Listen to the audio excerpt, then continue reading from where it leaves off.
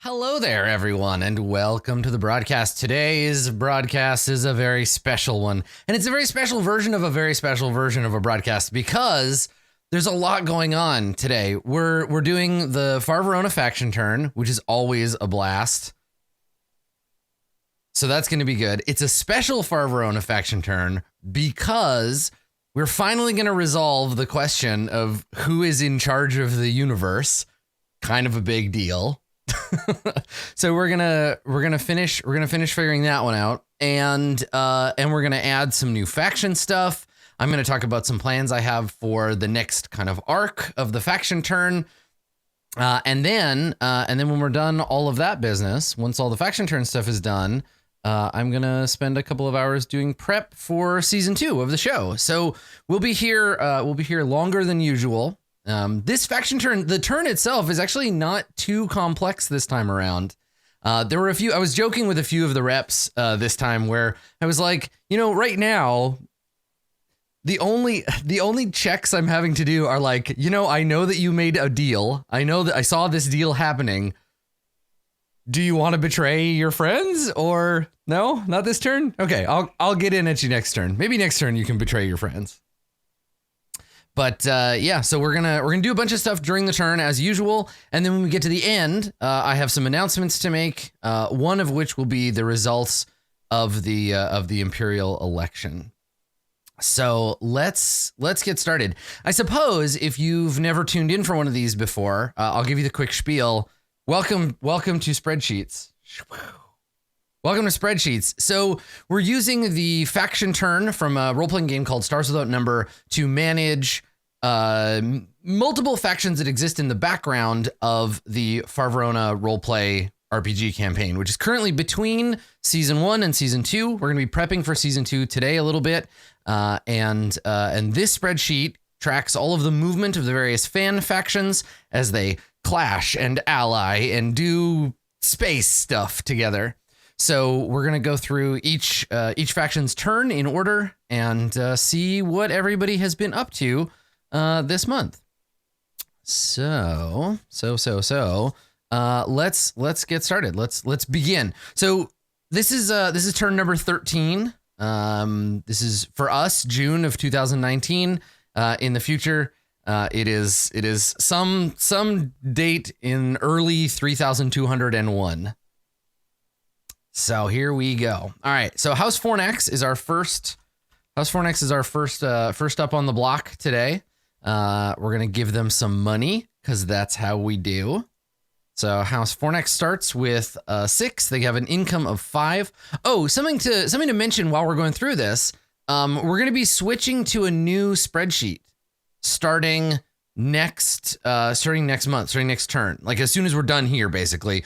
I'm going to switch over to an updated, more automated version of the spreadsheet. I'll post a link to that once I've had a good chance to dig through it and make sure it works. But thank you to Outro for leading the charge on that one. And we'll be upgrading the spreadsheet between this turn and next turn. So next time you tune in, the spreadsheet will be different, but you'll have access to it. You'll have read access to it in the same way that you usually do, right? So we'll let you know. We'll let you know once that's available. It'll be in the announcements channel. So anyway, House Fornax, you get an income of 5, which brings you up to 11. And they're going to take the buy asset action.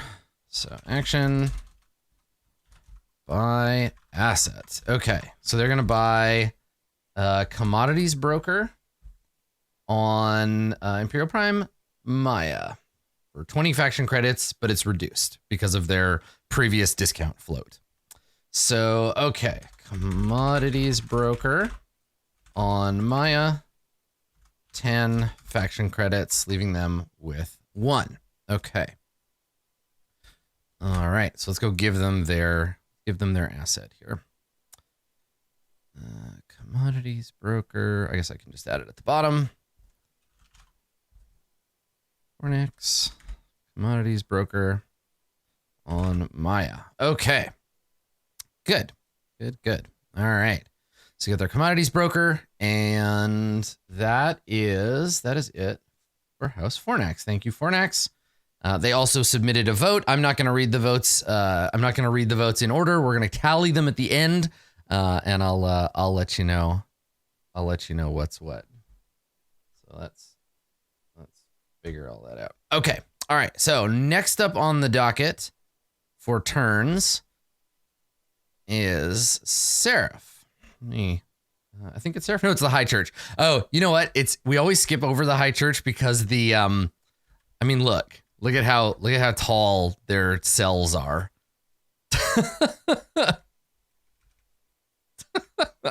All right, so we're gonna number two is the High Church.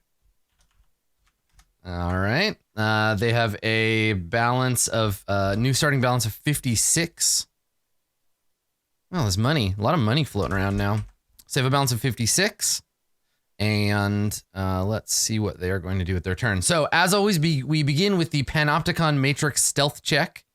So let's see where the Panopticon Matrix is right now and see if there's anything that needs to get de-stealthed on the asset tracker.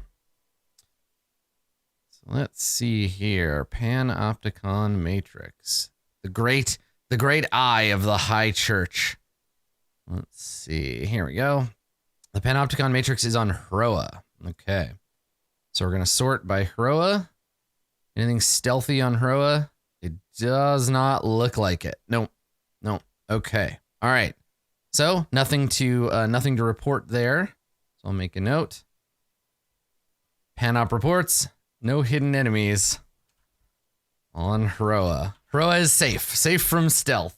All right. So they're going to take the buy asset action. So action, buy asset. Okay. And they're buying a party machine on Endophiel.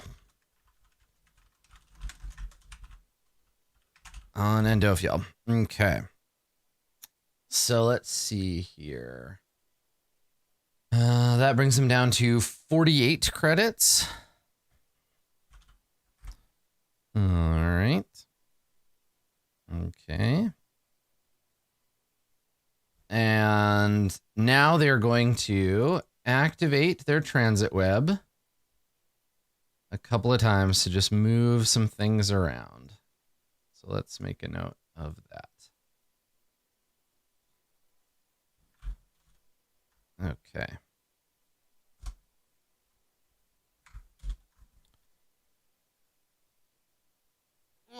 Okay. All right. So we're going to move the new party machine to Yakia and move the Book of Secrets and Hustle Takeover. We're going to move those. Okay. Okay. Let's see here. Yeah, the base of influence that's on Hroa, these UPC and Valen assets, I'm leaving them on the board because they're rubble, they're ruins, they're useful for building lore later. I'm not getting rid of them until there's like a lore item that specifically says they've been destroyed, or like until they're done in the story, right? So for now, these are staying on the board. Yeah, they're like corpses in Darkest Dungeon. That's right. You get to remember that they were there, and plus like the faction is dead, but it's fun to imagine that there's still this stuff going on. Like this, we'll talk about Urgus in a second, but there's a reason I left them on here. They're not just here taking up space. Okay, so anyway, we got some shit to move around. So we're moving the party machine on Endophiel that they just got. Did I give that to them already? Yeah, there it is. Party machine on Endophiel. To let's see. On the board doesn't mean they exist. No, I was fairly clear about this before, but I'll say it again. These don't exist in the faction turn. This is just so we can keep track of where they are. You can't treachery them, you can't hostile take over them. They don't actually exist. They're just graphics in the background. They have no mechanical function whatsoever. Yeah, and I need to give, stop interrupting me. I need to give them their new, they need another one. So another, let's see, another party machine. Okay. And I'm actually just going to slap this one onto Yakia and save me some time. Okay. And then between Hroa and Nevet, moving the Book of Secrets to Nevet and the hostile takeover to Nevet. Okay, Book of Secrets to Nevet and the hostile takeover to Nevet. Okay. All right. So that cost them 2 more, I think, bring them down to 46. And that is that. Okay. All right. So now we can move on to Seraph. And Seraph, let's just see here.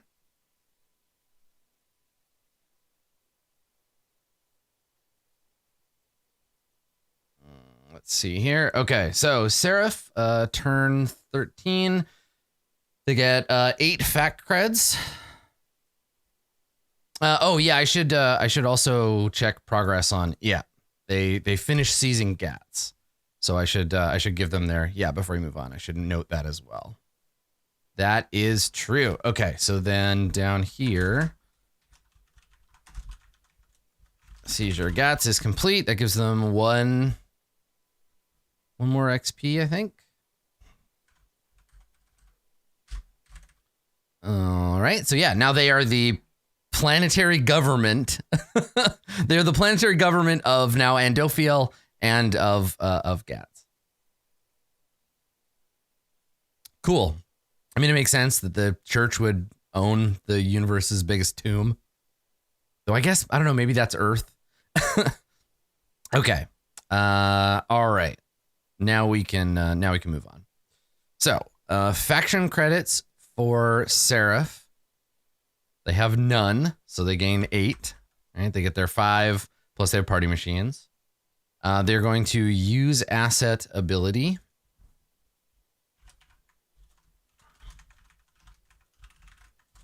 And they are going to move a party machine.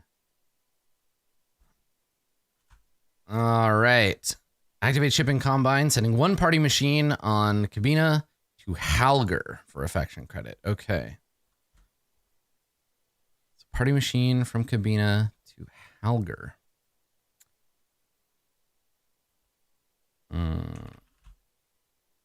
In the Pujaya Nita system. What the hell is a Halger? What is this one? 0611. Ah, Cyclical Doom, Secret Masters, and TL2 with billions of people on a frozen planet. Good stuff. Cool. Let me just double check one thing real quick here. Activate shipping combine, sending 1 party machine to Halger for 1 faction credit. That is what I have as your orders, Seraph. Veron in chat says the combine goes with it. The order that I have from your representative says activate shipping combine, sending 1 party machine, Cabina to Halger for 1 faction credit. That is the order that I have processed right now. I mean the mech. Oh, you mean the mech council shows, oh, the combine has to move with it. Oh, let's double check. Let me check the rules. Yeah. Useful stuff. Let's have a quick look. I think you're right. I think the combine does move the item with it. We don't use the shipping combine that often, so let me double check. Yeah. Combine. I see. Yeah. So like you were saying, it wasn't the order. It was just that the combine always moves itself. And okay. From the same planet as the movement asset to any destination range. You cannot use your assets to move other factions' assets around. I don't think so. I mean, I'm seeing here.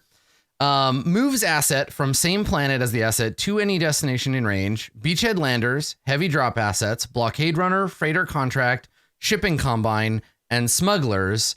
This moves an asset from the same planet to any destination within range. Let's see. Some assets include themselves as options, others do not.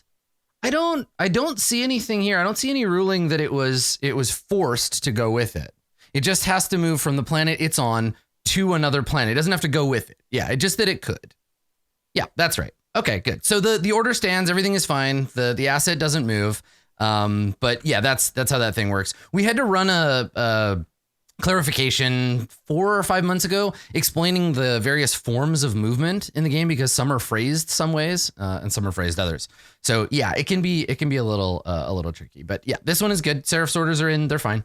Everything is a-okay, and I think that's it for Seraph. Let's see here. For 1 faction credit, so they should have 7. Let me just double check. I charged them for that, and I did. Excellent. Cool. Okay. So who's up next? Who is up next?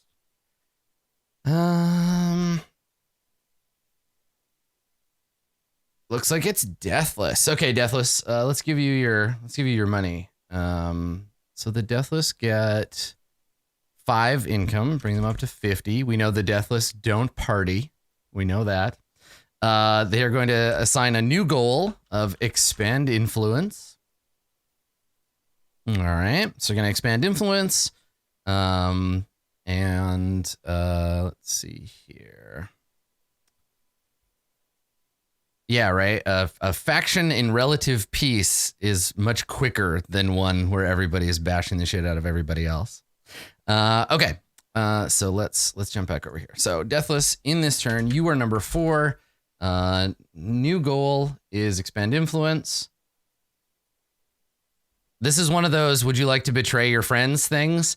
I asked the church. I was like, "Hey church, the Deathless, I have no announcement from Seraph. I do not. No. Nothing from your representative. New goal, expand influence. Expand influence on Endophiel, 1 HP base of influence. I asked the church, I was like, hey, the Deathless want to build something in your yard. Do you want to? I mean, I know you don't. I know you're going to say no, but just in case you want to be like, nah, we're going to fight them. We're going to just make that happen. I got to check. But no, the church, there was no contest from the church on Endophiel. No contest, which means they get their 1 base of influence, which costs them 1 faction credit down to 49. Yeah, would you like to betray your friends? Press Y or N. And we get a Deathless boy with 1 HP on Endophiel. Okay. Good. All right. So that's good. Now the Deathless asked me they had a special request, and normally this is the kind of special request I would say no to because it's silly, but also I have the equipment now for some silliness. So let me read you the Deathless's let me read you their announcement, and then I will perform their silly request. Yes, also you get experience. I'll give you your XP before I fulfill your request. You have 6 XP now. All right, here we go. Welcome to the inaugural service of the Deathless-sponsored Cathedral of Arhat Koshi. I'd like you all to open your prayer books to page 1. We'll start with a hymn. All together now. Currency in the physical form, verily doth exert its influence on all that surrounds my character. You may be seated. That's for you, Deathless. You're welcome. Cool. All right. So that's our mercenary boys. They have built themselves a chapel of influence on Endophiel. All right. Cool. All right. So let's see here. We got who's up next? We got House Lyra. All right, House Lyra. So House Lyra is 5th this turn around. And we're looking at some income for House Lyra. So they go from 19 to 23. Well, let me check because they have some experience they're going to spend, and I'm not sure if this changes their income before or after. I believe you spend your XP at the beginning of your faction turn. Let me look. We were talking about this before. I just want to double check. So let's see. Factions. I'm looking at the Stars Without Number book right now. You can't see it, but I can. I don't know. Maybe you can. Maybe it's sitting on your desk, but it's not the same as mine. Here we go. Okay. Buying and using assets. Defining a faction. Faction actions. Base of influence. Here's all the different things. How do we spend our XP? Let's see here. Right, so if it's at the end, I think it's at the end, so it doesn't increase for this turn, whatever the book says. I just want to double check. Because the UPC I think had the same thing, and I can't remember what we found in here. That's probably under goals, isn't it? Yeah, faction goals. Here we go. Faction attributes can be raised at the beginning of each turn if enough experience points are available. There you go. It's at the beginning. Yeah. So they're going to raise their wealth score the plan is to raise it from 2 to 3. So that costs rating 3, costs them 4 experience, it looks like. And that lowers their XP to 0. There we go. Okay. All right. So Lyra has a wealth of 3 now, which gives them an income of... Does it change their income? Let's take a look. What is income now? Because it's based on the average of a bunch of stuff. Yeah, and it goes up by 1. Yeah, which means their income... Yeah, it should be 4, which means they get 5 faction credits total. It didn't look like it auto-calculated. It was 3 before. Okay, so that's fine. And then I gotta go and increase their base of influence by 1 as well. Okay, House Lyra, base of influence on Orpheus. I think we talked about this before about the bases automatically gaining health or not. I remember there being a big kerfuffle about this, about whether the base goes up or not. And I don't remember how we ruled on this one. They do get a +1 for something else. They have the +1 from the party machine, the House Lyra party machine. Yeah, this guy. Let's see. Where did I rule on that? According to the books, just faction health goes up by 1. Yeah, I don't think the BOI changes automatically. We had a long conversation about this. Let me look. If I don't have an update in here, then I will just put it on pause and we'll talk about it later. Because let's see. Because we're not going to talk about it in chat. We're not going to debate what it's supposed to be. I'm basically looking if I've already ruled on it or not. Let's see. Destroy the foe, disable assets. Let's see here. No, we haven't made a ruling yet. We're leaving it. So yeah. We're not gonna update it. House Lyra, remind me to rule on this for you, whether it increases or not. My feelings were, I think I leaned into that it doesn't. Yeah, we talked about it a lot, but there's no ruling. I don't think that it does, personally, but I'll put it on my list of things to do for this month to make a final ruling one way or another. Okay. All right. So let's take their turn now. So they're going to activate asset ability, I believe. Raise wealth to 3. Activate asset ability, and they're activating their smugglers, I think. Oh no, it's Seize Planet. And then they're also moving first. Okay. All right. So, here we go. Okay.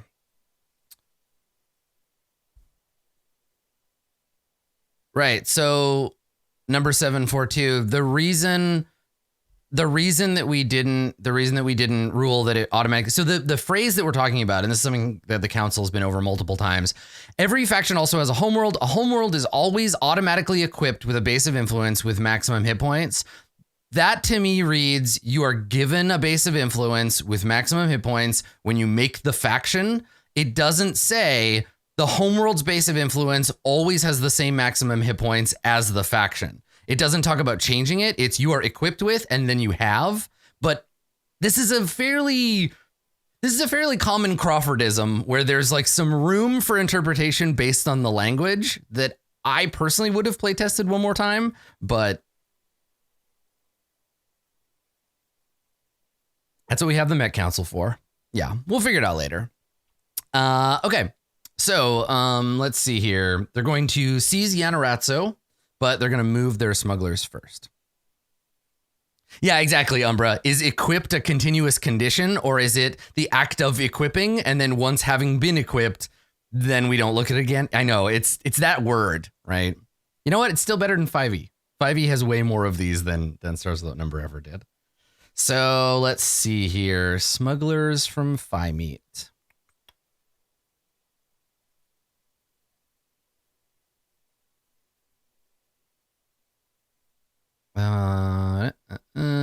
And yeah, we're done talking about this. We're moving on. All right. So smugglers, Phi-Meat, off to Yanaratso. Okay. Yanaratso, and then that costs them 1 faction credit, bring them down to 23. And now they're going to begin the seizure of Yanaratso. There's no contest from Crux. Yeah, their income, no, it's 4. What are you talking about? Income didn't update. Oh, it's still 3. All right. I'll do that math again later. We'll double check.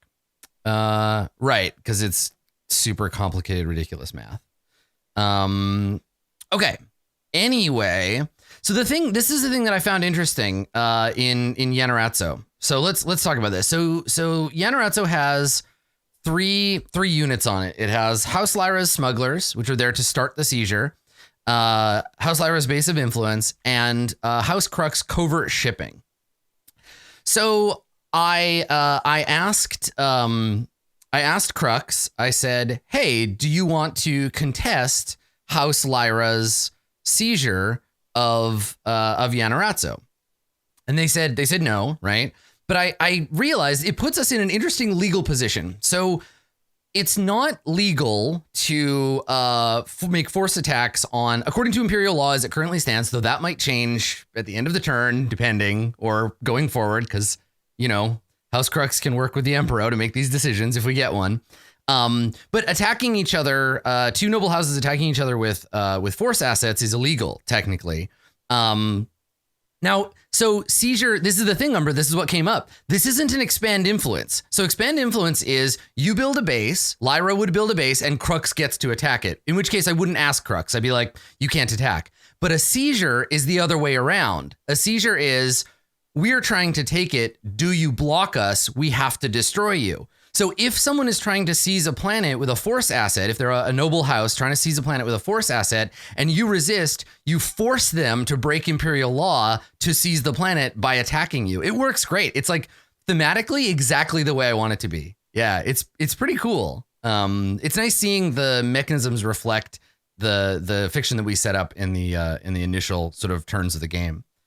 So yeah, you can be in this position where simply having an asset on the planet prevents people from performing violence with force assets unless they want to break the law, if that remains the law. We'll talk about how the Empire is going to change at the end of the turn. But that's it. That's it for Lyra's mechanical actions. They've begun the seizure of Yanaratso. They're not making any attacks anywhere else, though they are entitled to. And I do have an announcement from House Lyra. Also, Lyra, once you've seized, I know we had some people asking, once you've seized Yanaratso completely, we can start talking about what those zombies might be like. So, from House Lyra. Fear drove us away. Sadness became our chains. In disgust, we marched forward. Through surprise, we rebuilt. Trust led us to a new hope. Anticipation rules over all. With anger, we redefined our fate. And now with joy, we emerge anew. So many feelings. So many feelings, House Lyra. All right. So, House Feelings, thank you for your orders. We are moving on to the noble House of Crux. So, the House of Crux, they are 6th in the order this time around. And we got, let's see. They got 2 credits. They're going to get another 7 to bring them up to 9. Okay, because 4 plus their party machines. They are going to, similarly, they are going to seize planet themselves. So I will just copy that straight over. All right. So they're going to seize Gleipnir Incorporated. The cops are taking back the prison planet. There was no contest for this. I asked the triangles, and they said nope, we're good. They can have it, and so let's start that seizure as well. Oh, and I should also mark that these guys are mid seizure now. That's a little too pink. Which one would we use? 2. The High Church is no longer in the middle of a seizure. And now Crux is seizure 1 of 3, and they are seizure of Gleipnir. Okay. Good. So I don't think that, all that does is they're doing it with a stealth asset. So that asset becomes unstealthed. There we go. Okay. All right. So there goes that. I just love the idea of a group of psychic assassins seizing back a prison planet that has been under mob control for several months. Like, that's a fun story. I like that. Thank you for that, Crux. Now, House Crux has they have an announcement, but Crux, remind me to do your announcement at the end of the turn. I'm not going to do it right now. Okay. All right. House Pixis. Scrappy House Pixis. Let's take a look.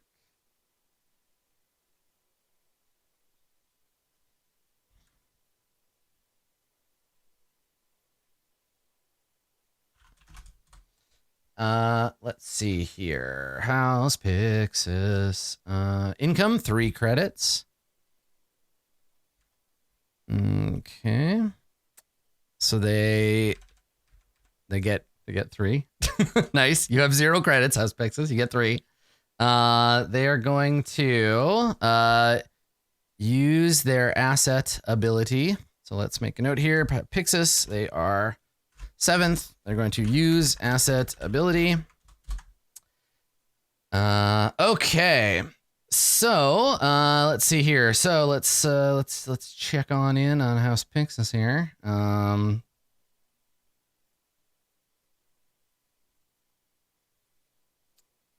They're going to, through the power of space magic. It's not space magic, just because we don't understand it, you nerds.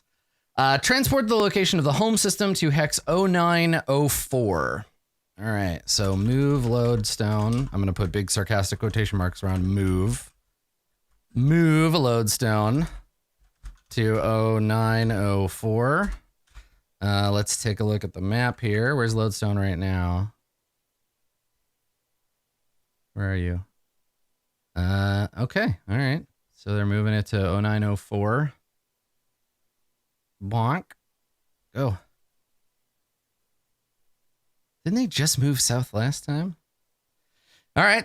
So they're moving to 0904. The space lanes bend around home and 0904. And then they're going to move some things and take their turn.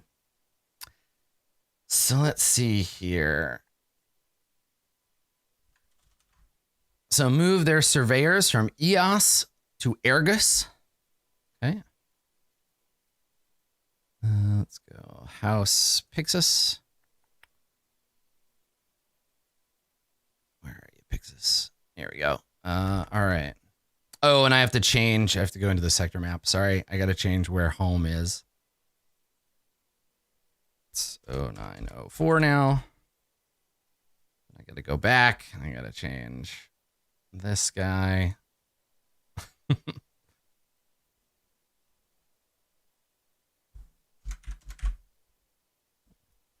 Fill down on that one. Okay. All right. Now we can continue.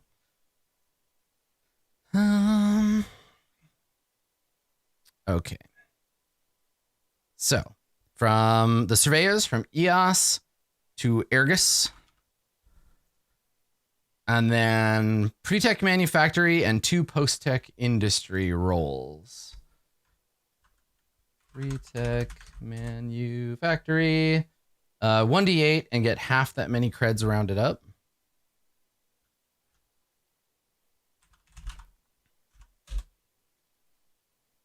Okay, so 2 fat creds.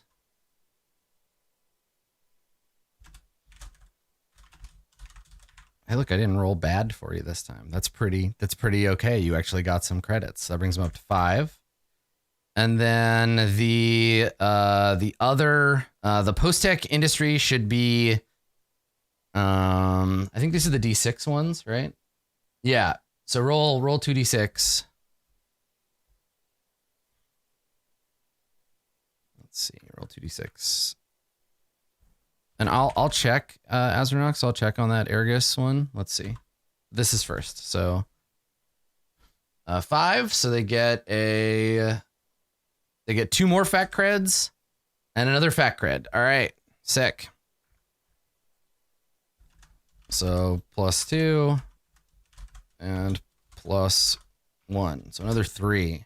Profitable turn. All right. Now let me look at the map. Normally House Pixis tells me when they need to use their special ability. So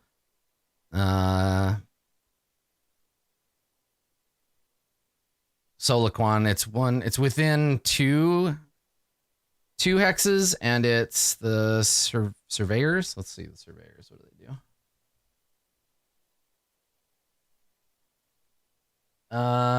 Surveyor allows, no. What are they moving it with?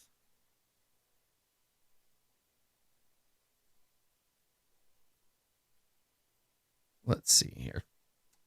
Surveyors. The presence of a surveyor allows, as an action, move to any world within 2. No. Surveyors self-move within 2. Yeah. 1, 2. They're good. Cool. All right. House Pixis has placed a vote. I'm not going to tell you what it is. You could probably guess. They did complete their peaceable kingdom. So congratulations. Peaceable kingdom complete. And they get an experience point for that. All right. There you go. And that is it. Okay. So House Pixis statement: the future is uncertain, its trail winding and long. The compass shall guide us to the path we're meant to tread. There you go. Hopeful words in a time of uncertainty. Such peace. Such a peaceful kingdom. All right. Good. Thank you, House Pixis. Next up, the Confederation of the Upright Vagrant. Now, Vagrant, I think, did you have a message for me, Vagrant? Let me look at my notes here. It does not look like it. Vagrant submitted their orders with faction turn message, : empty space. They probably asked me to dab again. So you know what? That's fine. It's the message that Vagrant would like me to deliver is very good. Okay, let's take a look at their orders for this turn. They are number 8. Number 8 in the order. All right. So these guys, they have they're going to take a new goal. Expand influence. They're going to expand influence. Okay, all right. So let's get that started. So Vagrant, you're continuing your seizure of Aldost this turn. Nobody is in your way. You're going to expand your influence. And I think, let's see, do you have any other stuff you're doing? You're just building a 1 HP base of influence on Tootham. Let's see. Okay, base of influence.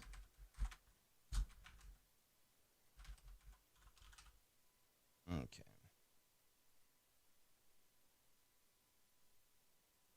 Good. Okay. All right. So good. That's good for them. They get their 1 XP. It costs them 1 faction credit. So they would normally get 4 plus 1 for the party machine, which would bring them up to 8. And then the one they just spent, the one they just spent brings them down to 7. And they get an experience point for completing their goal. All right, there we go. Spend influence on Tootham. 1 HP BOI. Goal complete. 1 XP. Excellent. Cool. All right. So let's see what's next. It looks like the Trilliant Ring is up next. All right. Trilliant Ring, number 9. And for the Trilliant Ring, they are going to end up with, let's see, 36 FAC creds. Trilliant Ring, where are you? Oh, they're going to finish, looks like they're going to finish seizing Yurnok this turn too. Nice. Okay, so 36 FAC creds. They are rolling on Nivette. They are rolling a special thing. I need to roll for them. So let me do that.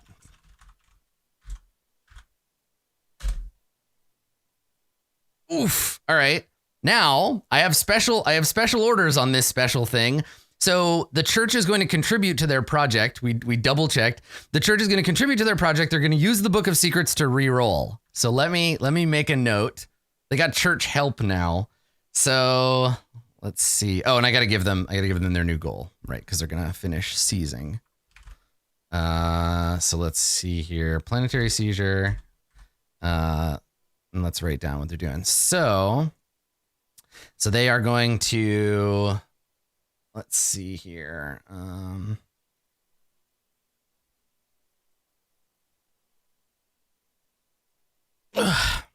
Yeah, Triangulum, they're different. I know that they're different rules for different. We'll talk about this later. Your project is different than theirs. So they're different rules. Yes, I know, but I know. Their project is different than yours. So let me finish what I was doing here. So let's see. Okay, planetary seizure, special project roll. Oh, and I gotta take away money. We're gonna talk about special projects at the end, so make sure you stick around. That brings them down to 31. They're going to re-roll that die.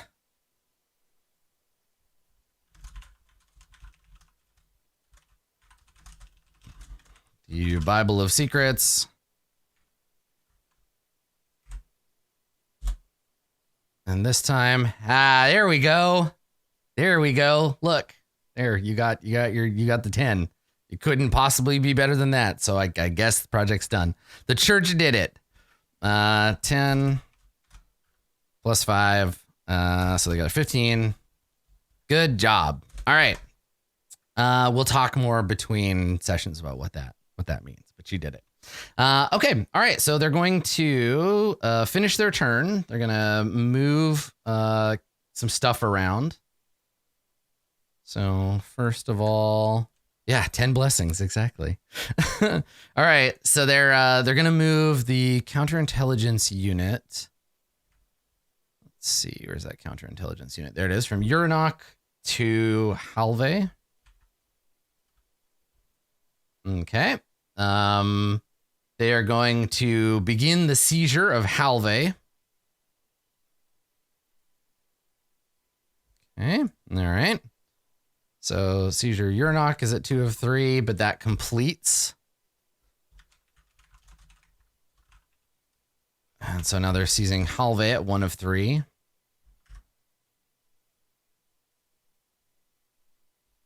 All right. Planetary seizure is complete, giving you 1 experience point, bringing you up to 9. And you're going to be renaming Uranok to Asher. All right. So Uranok, let me read your statement. You're going to 30 here for the move. Okay. So, after all these years, we've finally located our true foe. This foe is not of the body. This foe's reach is far and wide, its might unseen by the layman, but its power unfaltering. The mandate, Halve mandate, not the horse one, will see its greatest foe, and no matter how this conflict ends, no, the mandate, not the horse one, cannot truly fall. Good. Excellent.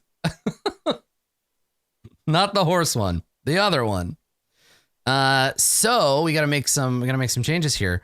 So Uranok is now Asher. Okay. Good. Uranok is now Asher, which means I got to change any Uranok objects on here. Let's see here where we got. Okay, Asher. Now I got to go rename the planet in. Where are you? Trilia. Here we go. Uranok.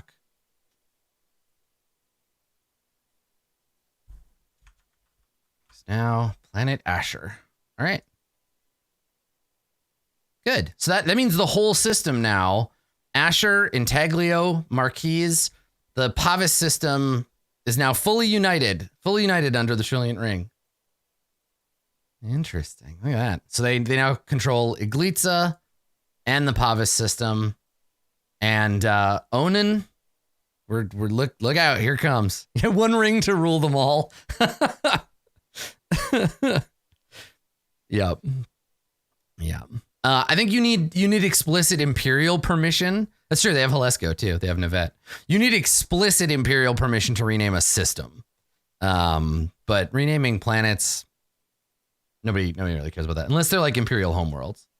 Cool. All right. Good. That is our Trilliant friends. Long may they bling. Next up, we're gonna take a look at the Houses Minor. So the Houses Minor, if you remember from the announcements, the Houses Minor just gave away all their money during the last turn. They dumped a bunch into the bank. They gave a ton of it to their Imperial allies, and then they balanced out at 0 for the House Minor. So they're going to get some money. They're going to get 6 plus. Do they have any? Yeah, they yeeted their credits. Let's see, Houses Minor. Do you have any party machines? You do not. Okay. All right, so you have a balance of 6. They are going to take the buy asset, and with that 6, they're going to buy a Seductress on Aomori.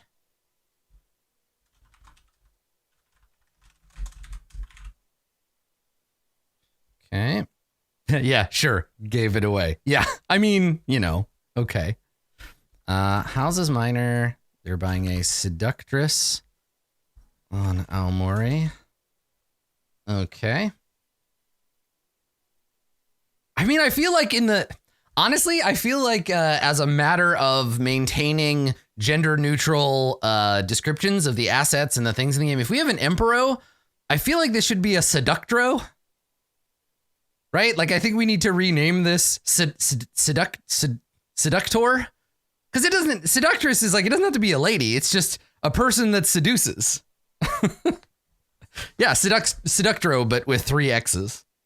Okay. All right. And then they're going to, let's see, they have 2 faction credits left. And then they are going to activate their transit web to move. This is funny. Okay. They're going to activate their transit web and they're going to move the Seductress on Aomori to Tootham, which means they have to pay 1 faction credit to the Vagrants. So that's their last 2. Vagrant, you get 1. And we're going to move that new Seductress to Tootham. Anime waifu goes to Darkness Planet. They have placed their votes for the Emperor. And to go along with their turn statement, they have another announcement they need to make, and we will attend to your business at the end of the turn, Houses Minor. So the Houses Minor would like you to know that it ends where it began, and the Houses Minor are officially dissolving this turn. The Astral Synedrium is done. It has banged its last gavel, and the Houses Minor are dissolving. Thus, House Aquila, House Reticulum, and House Serpens will henceforth be active as individual factions. Yeah. So they're putting the Astral Synedrium out to pasture, and they have done their duty. The Empire is changing, and maybe there's no room for the Synedrium anymore. Yep. So, okay. All right. So we'll get to that at the end of the turn, creating those new factions. And we will attend to your business from there. So, next up is the Prism Network. So the Prism Network. Yeah, that the statement that I have from the Houses Minor, that was it. It was, let me double check. But that's all I have from you was it ends where it began.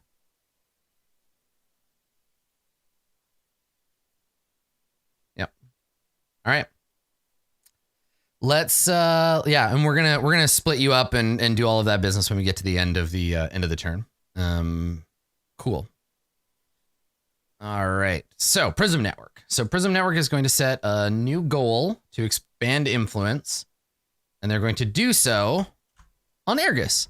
Now, this is something that I think is cool. We're going to talk about this in a sec, but let me do all of this. I'm doing it out of order, but I'm just going to kind of do it in the order I have on the sheets here. So, Prism, you get your money, your normal amount of money. So you get your 5. And then you get 3 more from your party machines. So you have 8. And then you're moving some stuff around, and that brings you down to 6. Let me move your assets for you. There we go. Okay. All right. So, lawyers from Echo to Ergus. Bishop to King 4. All right. So Prism lawyers land on planet Ergus. Oh my God, this is great. Okay, so give me a second. I want to show you. This is something I think is really fun about the lore of this, based on what I'm interpreting from how this is going. So lawyers go from Echo to Ergus. Let's see what's on Ergus. So on Ergus, we have the Prism Networks. We have the Prism Networks lawyers, their base of influence, and they have the IP of the Valen Ascendancy, right? This former base and surveyors that are left on Ergus. There's some like hidden Valen tech lying around on there. Now I think that maybe, let me double check, because I didn't notice before that Pixis was moving those surveyors to Ergus. So Pixis before we finish Prism's turn, Prism's right at the end, so I think we're okay. I don't think anything else is happening, and Pix is already gone. Pixis, I didn't check in with you because I guess I forgot. Do you want to contest this action? So I should check in. I should double check with you. Let me grab Pixis's person. I have a note from Scout. Oh, the Pixis rep isn't around right now. Okay. Let me see. Oh, the surveyors don't have attack dice anyway. Yeah. Right. Oh, because this is an expend. That's why I didn't check. Never mind. You can't do it anyway. That's why. Okay. See, this is the thing, is that sometimes I'm like, wait a second, I forgot about this. I saw it and it just went right through my brain because you can only counter. So don't worry about it. Yeah. Okay. Cool. I should remember to I'm good. Okay. So the houses minor have just updated me as well that you have a new announcement. Okay. So I'll read this bigger announcement, houses minor. I'll read at the end. Faction folks, if you are submitting your turns, a lot of what's happening right now is people are submitting their orders and then they're waiting for some reason to submit statements. I can't be getting statements like halfway through the order submissions. So submit your statements with your orders or I can't read them because I just don't have time to like keep going back and checking and like getting submission. Like we're fine for this turn, but try to get them in with your orders because I can't go back and like copy them in part way and then have you be like, you missed it because we didn't submit it until 57 minutes into the faction turn. So yeah, spare me having to run around and do that and just submit them with your orders. They're part of the order now. And if they come in late, we can post them on the announcements channel, but if you want them on stream, you got to get them to me, under the deadline. So, yeah, anyway, let's finish with Prism's turn. Prism, you get your base, nothing to worry about there. And you have, I believe, an announcement. And did I give you your experience? I don't know if I did. Did I give you? I know you got your balance right. I think you should have 7 experience. I think. Prism, double check for me. I think you should have 7, but maybe you have 6. Maybe I already gave it to you before all the kerfuffle. Prism has some trivia for you. This is fun. Prism trivia is, did you know the Prism Network is the only entity to have not taken the attack action? I didn't know that, but that makes sense.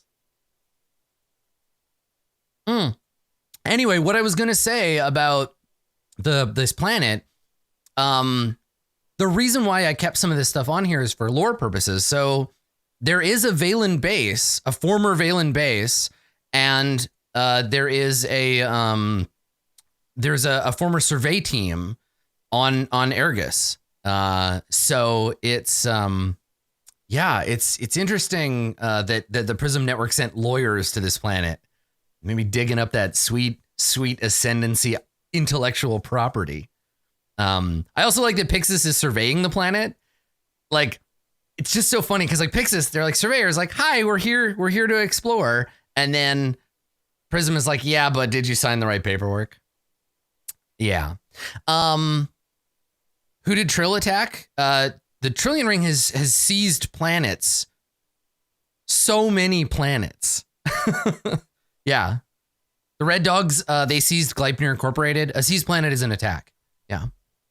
Because, you got to break some eggs.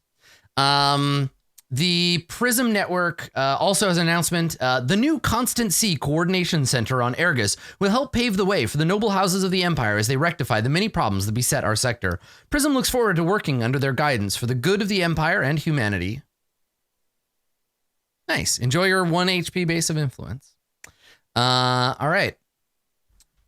Cool. That is that. All right. Triangulum. Mighty Triangles. Number 12. All right. Starting balance is 17, which goes up to 24. Okay. And they are spending 5 credits on a secret special thing, which I'm sorry you can't use the Book of Secrets on. I'm sorry. I still love you. And you got a 10. A 10 on this one. Okay. So they rolled a 10. Let's go check 10 total. Right? 5 plus 5. Let's see what they've gotten so far. So a 2, which 2 plus 5.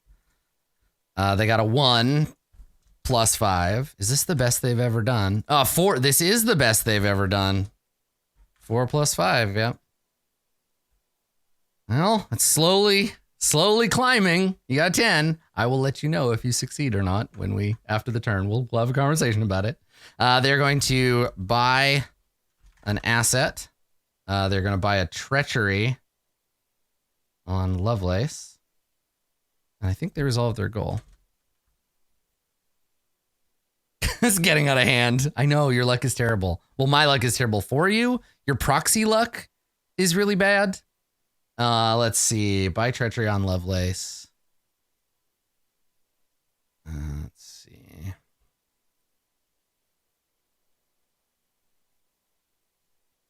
If we'll talk about options for getting you help. It's situational, and we'll discuss it. Okay, so buy treachery on Lovelace. Let's do that now.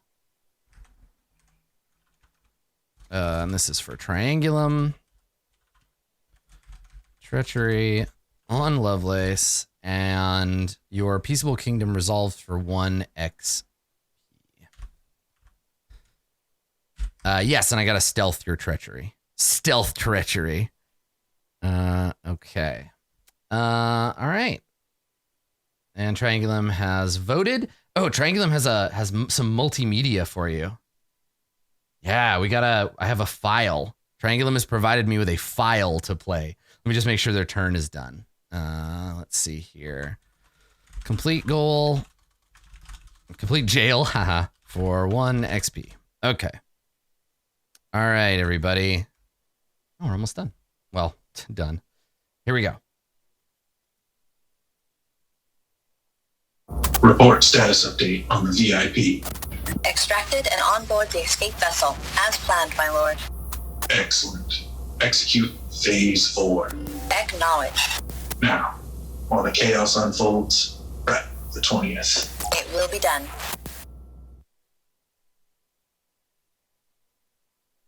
I don't know what phase 4 is, but it sounds scary.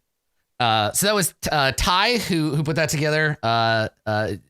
Astra and her husband recorded it, and Zhao chopped it up and sent it over here. Cool. I love that stuff. That's great. All right, phase 4. I hope it's hugs. If phase 4 is hugs, that sounds great. All right, so the last of you to go. The big bank coming in at number 13, House Eridanus. They have 78 faction credits. Big money. 78 faction credits. And let's see here. They're going to let's see. Party machine on Tiber activates. Oh, their faction tag kicks in, right? Yeah. So let's roll for that.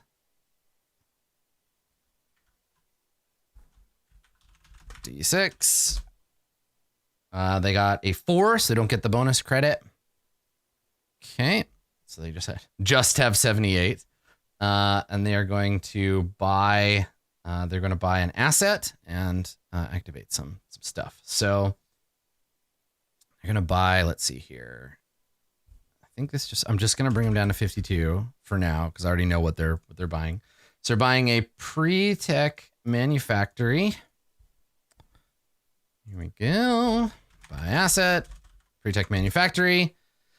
They're going to activate their transit web on Demnoff for a faction credit and move their covert transit net to Halesko. Okay.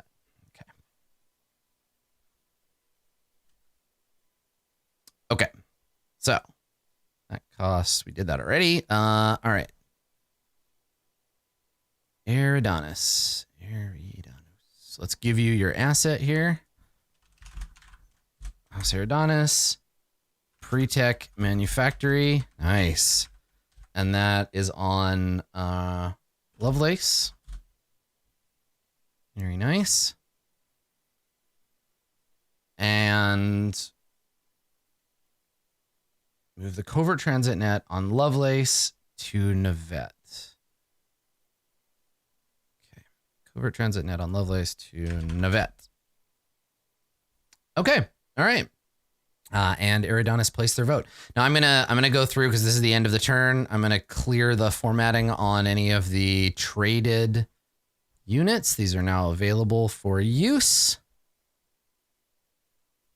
Okay, and I think that completes our turn. They have placed their vote. All right. So we have some new stuff to set up. We have some. Yeah, I saw that there is an announcement from Eridanis, but it's way too long. The Eridanis announcement is going to be. I'm going to place it in the news and announcements. Really, that announcement, you need the diagram. So keep an eye on it. Also, the announcement comes after the election. So you gotta wait. Kids. It's a big one. There's a diagram. It's very complicated. It's the most complicated announcement I think I've ever seen. All right. So first things first. I'm the realist. Let's add. We gotta add lines now. 1 line. 2 lines. Hold on. 3 lines. 4 lines. There we go. Okay. And then we gotta add, we gotta go up to the houses minor, and I gotta dissolve them. So the houses minor, where are you? There we go. Okay, the houses minor.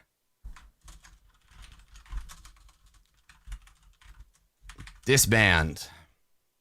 All right. So you didn't die, but I'm going to place you in the retirement box. You're off to the retirement depot. There we go. Okay. All right. So the houses minor are now placed in the retirement zone.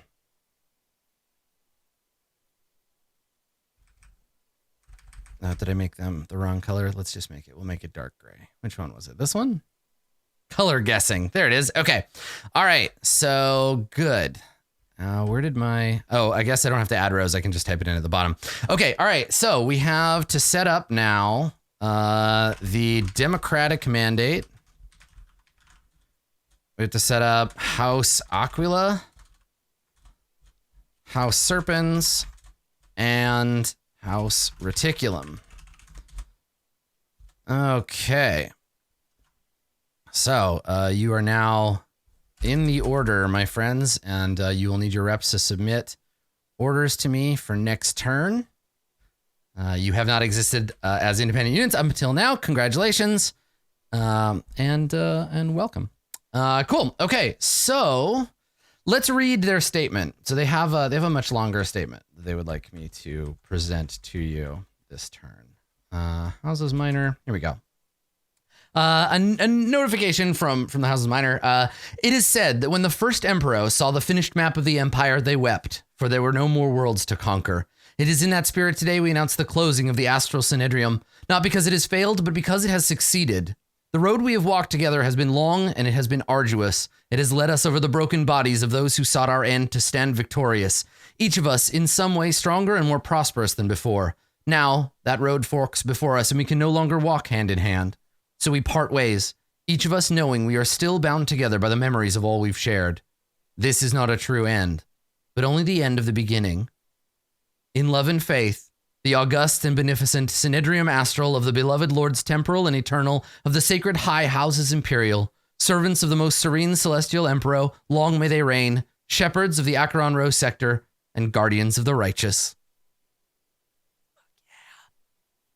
Fuck yeah. That's hot. I like that shit. Excellent. Cool. So let's talk about what that means over here. So we're gonna do the same thing we did before. We're gonna block these off. Send them down to the bottom of the order. There we go. Okay. And we are gonna add in some new rows, some new Acheron rows. All right, so House Serpens. I hate when the formatting changes on a new cell. I need to set the, whatever, I'm not using the spreadsheet anymore after today. Let's just do this. I'm gonna just make we'll make multiple fornaxes, and then we'll change fornax around. Yeah, I think that's the best way we can do it. Yeah, when we'll add this to the new sheet. So House Serpens, House. I know House Reticulum. We lived for a moment in a universe where there were 4 House Fornaxes, and House Reticulum Serpens and Aquila. Okay, so House Aquila is becoming an independent house with Force 4, Cunning 2, Wealth 2.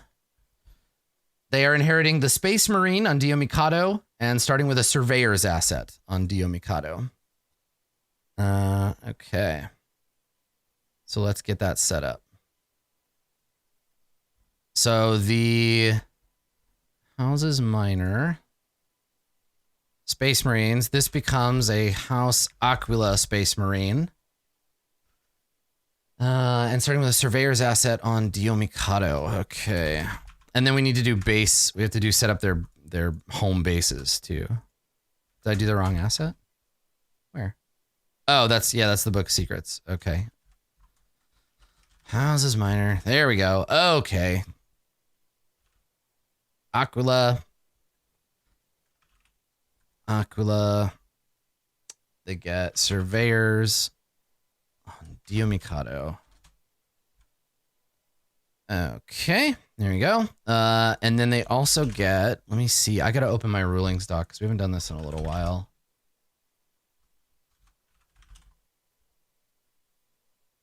So when a house goes independent, their homeworld is whatever their previously established House Minor homeworld was. So Dio for these folks. And we'll be working out their tags, I think, as we go. Okay, they have 0. Their outcome is automatically generated. They have 14 hit points. Let's see here. They gain 1 asset. They get the planetary government tag. Okay, perfect. So they get a 14 HP BOI on here. So base of influence, 14. Congratulations on your independent operation, House Aquila. Best of luck in the future. Okay, good. House Reticulum is an independent house, so let's go set them up. House Reticulum is an independent house with Force 2, Cunning 4, and Wealth 2. They inherit the Transit Web on Aomori and a Party Machine on Aomori. So, Houses Minor. Where are you? They're getting smaller and harder to track down. It's T, yeah, the Houses Minor. Okay, all right. So they get the Transit Web on Aomori becomes a Reticulum Transit Web. They get a base. Reticulum gets a base of influence, and they should all be 14, right? Because it's based on your total stats. Yeah. Okay. And that's on Aomori. There we go. Okay. Perfect. That's Reticulum. They have no the income is automatically set. Let's clear their tags and their goal and their XP. And Reticulum's homeworld is Aomori. Okay. And then finally, House Serpens is Force 2, Cunning 4, Wealth 2. They inherit the Book of Secrets. The big sneaky Book of Secrets. So let's go ahead and give that to them. Book of Secrets. Oh, I guess I don't need to change it. It's already a Book of Secrets. It's a Serpens Book of Secrets now. There we go. And that is on Hroa. They also get a party machine on Hroa. And then I'll double check all of these in a second because I think I might have missed giving Reticulum their new asset as well. So let's go ahead and sort by these. Yeah, I definitely did, right? So let's go Serpens, party machine on Hroa. And then what did Reticulum want? Reticulum wanted they also wanted a party machine. So many parties to go to now. House Reticulum party machine on Hroa. Okay, let's sort. Let's see what we got here. The Houses Minor, there's a Seductress on Tootham that just goes to Tootham and disappears, I guess, into the darkness. It goes on Aomori. That's right. Yeah, the party machine. This is why I'm double checking. So the Houses Minor, good. Okay. Reticulum, this should be on Aomori. You're right. So there should be, here we go. Transit Web, Base of Influence, Party Machine, Book of Secrets, Base of Influence, Party Machine. And then Aquila should have their 3. Space Marine, Surveyor, Space of Influence on Dio. Okay, we did it. Perfect. Yes, things go missing on Tootham all the time. It just happens. And I think that's it. Yeah. That's it. The houses minor. There are redundant base of influences on Aomori and Hroa. Let me look. All the Houses Minor stuff is clear. Yeah, no, that's fine. They're there. They're former edifices of the Houses Minor. It's not like they get exploded or anything. Yeah, they're still around.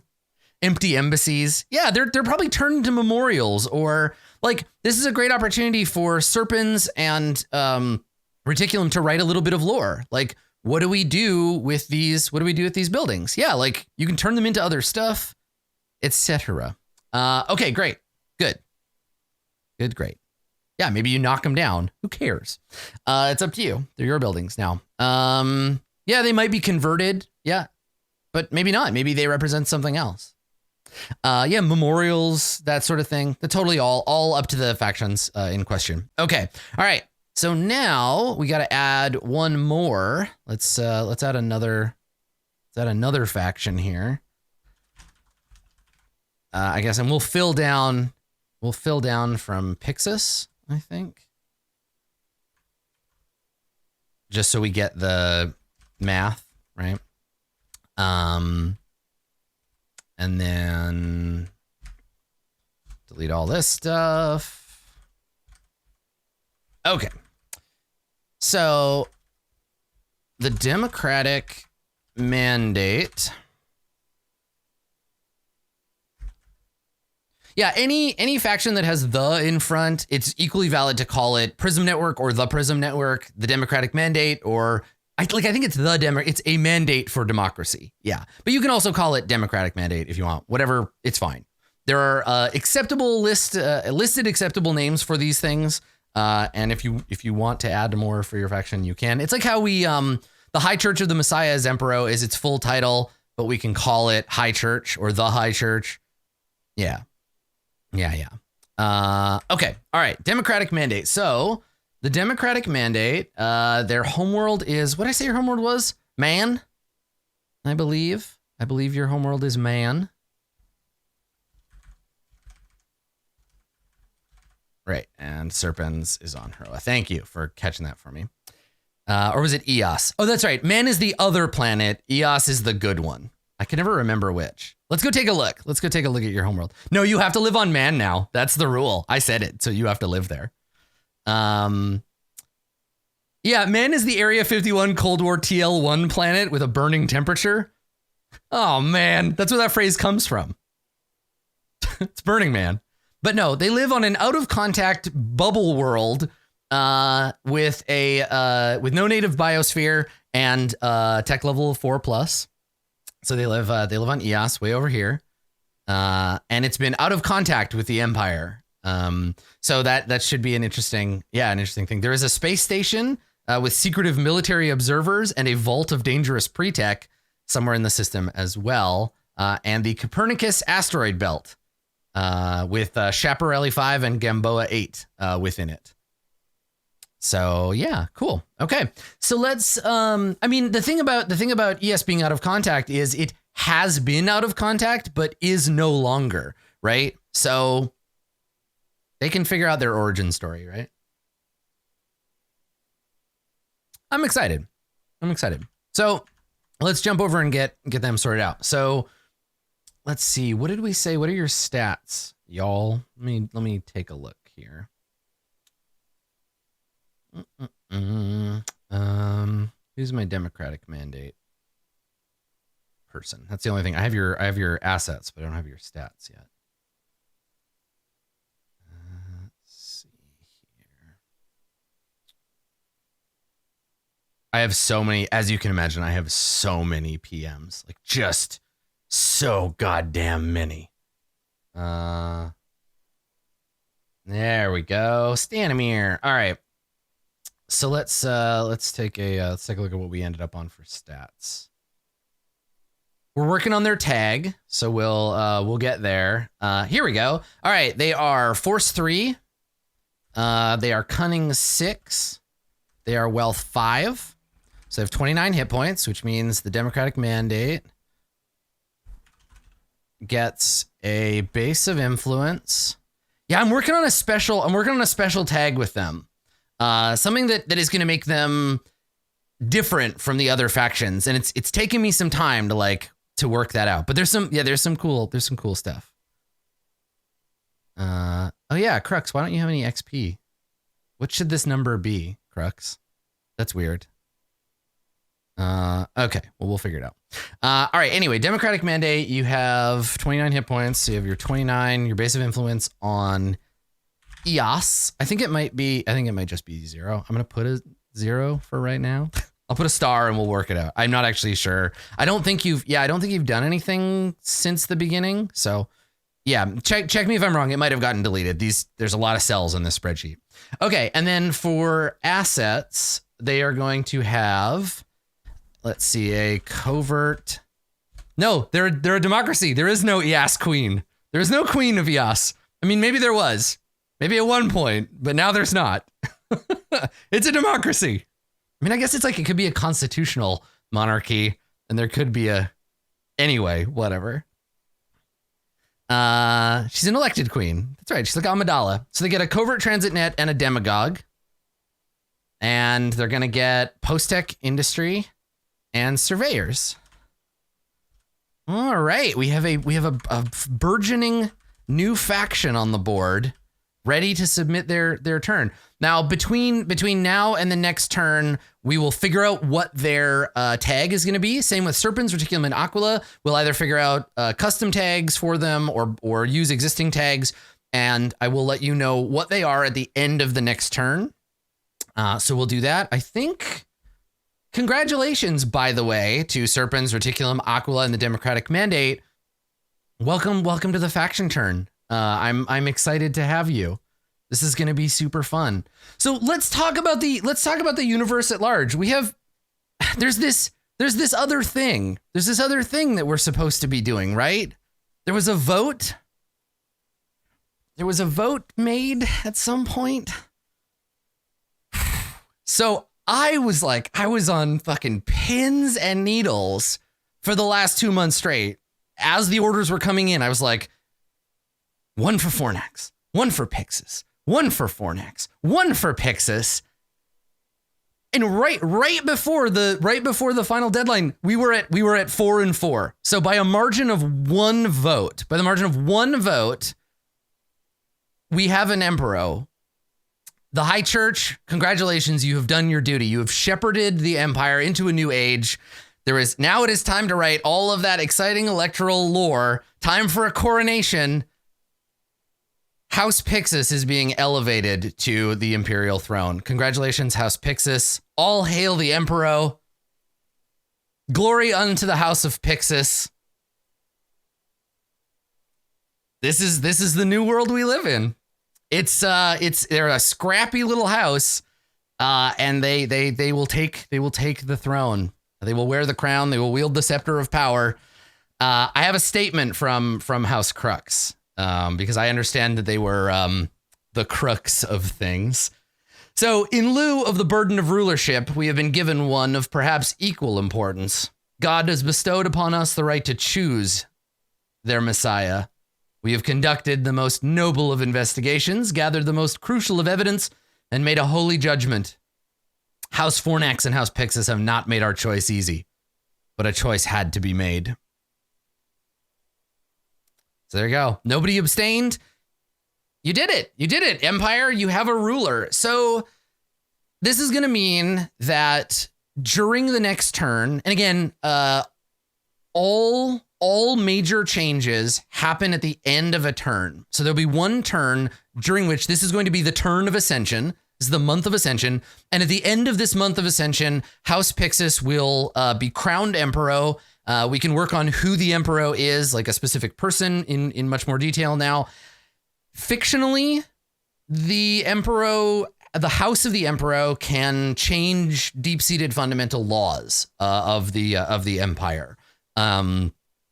Work with me on that. Don't just go making stuff up. But we are going to work together on these things. You are going to get a bunch of experience to assign to your stats, representing the Imperial power that you gain.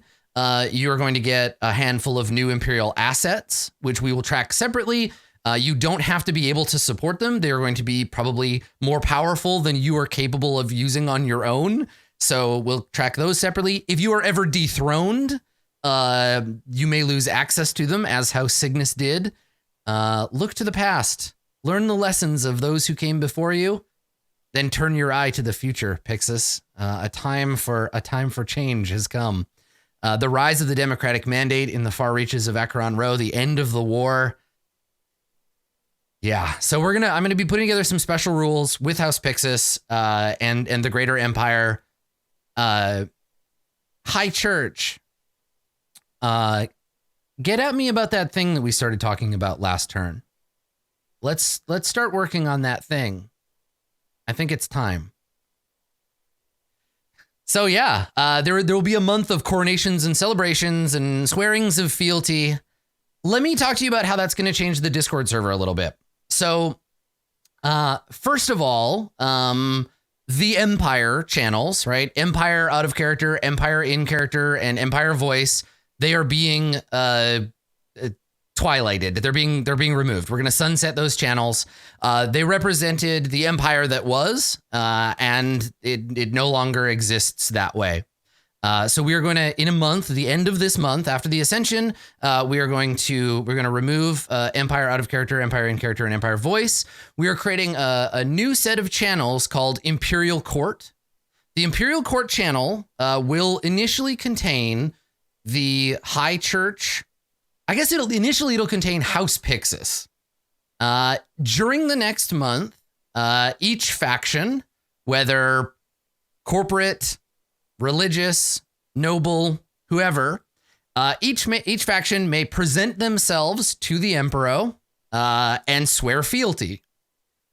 If you do, the Emperor can take you into their arms, or they can deny you and cast you out. Now that's a serious thing. This is officially saying, like, you are an enemy. We do not want your fealty.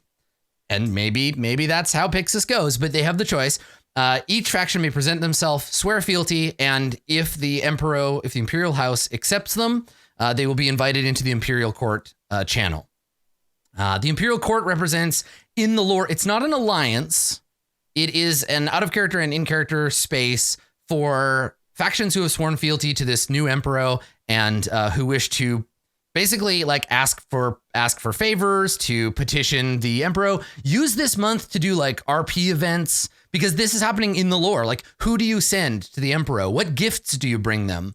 How does that play out? So I would really like to encourage everybody who wants to schedule some time with the fledgling Imperial House to work this out? What gifts do you bring before the Emperor? I would also consider, I would suggest that you consider this time while we go to build the Imperial Court, while this happens, think about your current alliances, right? Check and see whether they still hold purpose. See if they still matter, etc. Right? Going forward, and this is the last thing, and this is something that is bigger than kind of we anticipated. So you remember last time we talked about the shadowy cabal for economic change, right? This idea of like giving people something to spend their money on. I've been thinking, and I am going to expand the scope of what this plan originally was. So this is going to encompass alliances. It's going to encompass factions, but I need you to give me probably several months to work it out. So as I've been doing with Triangulum, and as I've been doing with Trilliant, I'm instituting a faction and alliance goal system. I want to give you other ways to get experience and to fictionally change the universe, changing your faction tags, changing the tags of planets, changing some things in the system. Don't you nice finally me? This shit takes work. I've been thinking about this for months. Get out of here. So the idea is that part of my base idea is that in the future, part of what your orders will be, I know Shifry said, I'm just teasing you. Part of what your orders will be is to choose to attempt to succeed at either a faction goal or an alliance goal, which means you're going to need to tell me fictionally and mechanically something that you want to do in the universe. And I will tell you a cost in money. I will tell you a cost in rolls. I'll tell you a cost in stats. Like what do you need to do? And then each turn you can work towards it, right? So I might say, okay, if you want to do that, it's going to cost 1,000 credits. And each turn you're going to be able to, and this is all just preliminary kind of spitballing, but each turn you'll be able to work towards either your own goal or a goal of an alliance you belong to. So you're going to have to choose, serve yourself or serve your alliance, which means going forward, an alliance is going to need to have at least 3 members, right? So an alliance doesn't count unless there's 3 factions. It's going to need to work out a goal with me. And if 3 turns go by and no member of the alliance works towards the goal, the alliance is dissolved. You have to prove that you want to work on it, that you are a part of it. And so it gives these things, because again, the mechanisms of the game are what matter. So designing mechanisms, I wanted to make alliances count for something. And maybe if we get into another Civil War type situation, the alliance goal might be destroy another faction, right? Yeah. So factions have to mechanically stand for something. Yeah. No. The idea here is that faction goals and alliance goals have to be directly opposed to one another. Like in the sense that you can't work on both. So like work on our alliance goal is not a faction goal. You have to have one for yourself and one for everyone else. And I don't know if this is going to supersede or expand on the normal way that goals work. Yeah, you can be in multiple alliances. It just means now you're split up. Yeah, so that's kind of how things are going to change in terms of the Discord. New requirements for alliances. I'll still consider approving new alliances before this system is put in place, but come to me with a goal and then that will help me get an idea. And feel free to start thinking about goals, either mechanical or fictional or both, and come at me with them. Like, let me know what they are so that I can start thinking about the scope of this system. Yeah, so that's kind of my plan. I had been, and I've been telling you this for months, right? This is 14 months worth of play. We've been talking about this for a long time. The plan is this was season 1, right? This was part 1 of the faction turn. And it was going to end when we had an Emperor. And now we have an Emperor. So welcome to the beginnings of season 2. So as has been noticed in chat, yeah, there's this month of fragility where Pixis just has to get their shit together, and then at the end, I will reward you with all of your rewards. So If you worked on so Trilliant and Triangulum, both get your reps to PM me about your specific goals you're working on. Pixis, let's open up a line of communication about your future expansion. And that's how it goes. For now, Def Scythe, existing alliances, there's no change. Building new alliances is possible. They just need at least 3 members, and they have to have a stated fictional goal, and then I can work on a mechanical goal that they can work on later. So there you go. There you go. And Democratic Mandate, if you want to start working on some lore for EOS, go ahead. Yeah, run important stuff by me. An alliance that has less than 3 members now, you have a month. Get another member, or that's it. Or you dissolve. It doesn't mean fictionally you dissolve. It doesn't mean like it blows up or whatever, but like you need 3 members or more to exist. So either get another member or just like be ready for your stuff to get sundowned. Because the thing is that we are experiencing like dramatic channel bloat in the server. I know that it doesn't look like it for most members, but there are a lot of channels, and a lot of channels where people only kind of chat a little bit, fairly rarely. So we need a way to make sure that alliances matter and they're not just like hangout zone. Yeah, they can be things like improve living conditions on X planet, change the tech level of a planet, et cetera, et cetera. Yeah, so all of those things are going to be possible. But you need to either work on it alone or an alliance. Bigger goals will take more work. Bigger goals will be harder to do, which is why you might put together an alliance, right? Like the alliance to repair, whatever, the alliance to uplift, whatever. Like those are going to be very difficult goals. So if you have 3 factions all chipping in money or all chipping in their faction actions to do it, goes faster, right?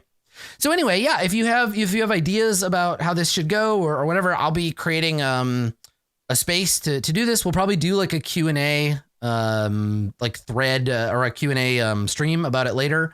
But yeah, this is kind of where I'm at. I want to start percolating on this. It's going to take a few months. Summer is usually very busy, so it'll start to really ramp up in the fall. I'd love to get this done in, like 4 or 5 months to have it like fully finished. But as you can see, I've been beta testing it with a couple of factions so far. So I think that's everything for this faction turn. I mean, I know it seems like a lot. Things are changing. Things are changing in Acheron Row. I'm really excited. So thank you as always for your stalwart participation in the faction turn. I'm going to take, I don't know, let's take like 5 minutes. Let's take a quick break. And when we come back, I'm going to jump right into preparing some GM stuff for Verona Season 2. So if you're interested in the live show, if you're not just here to throw spreadsheets at one another, stick around for that, and we'll pick it up from there. So don't go anywhere. We will be right back.